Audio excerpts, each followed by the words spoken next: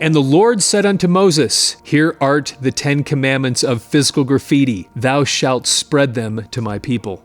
1. Physical Graffiti. Led Zeppelin's 6th album and first double set is the band's only recording of the last 2 years and second of the last 3.5. From a group with heavy metal and blues roots, these releases have been surrounded by overly lengthy periods of inactivity, quality notwithstanding, i.e. the wait is too great. 2. Physical Graffiti, while not re-establishing Led Zeppelin as the undeniable kings of hard rock, does prove, as Houses of the Holy failed to do, that the band can survive in and be a major musical force of the mid and late 70s. 3. John Bonham, originator of the primal pigskin pounding style, still provides and propels Led Zeppelin with some of the most powerful and pulsating percussions in rock, despite the absence of an artiste's precision. 4. John Paul Jones, bassist and longtime studio musician/arranger before joining Led Zeppelin in 1968.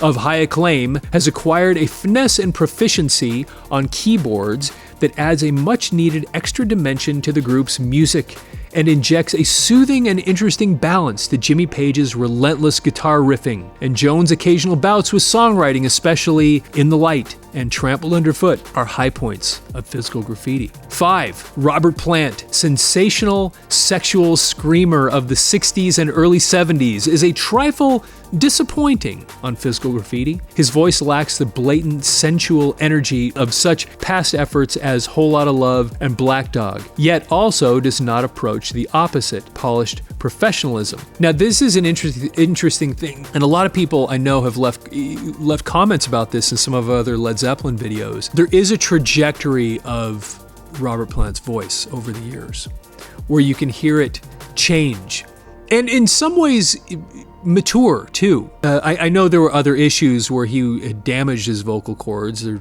lot of people talk about that too, but the personality of his voice changed, and he actually, if this is a kid that wrote this, actually noticed this. There was a personality, a sound in the song Whole Lotta Love that was different than the sound in Black Dog, that then was different in the sound, in what he sounded like on this album. They were all unmistakably Robert Plant, but they all had their own little thing. Anyway, just kind of interesting that he brought this up. His lyrics, however, have improved tremendously since the days of borrowed blues clichés, Led Zeppelin's discs 1 through 3, but are still not visions of any significant portent and rightfully inherit a position secondary to that of the music. I'll be honest with you, I think Robert Plant was a excellent lyricist.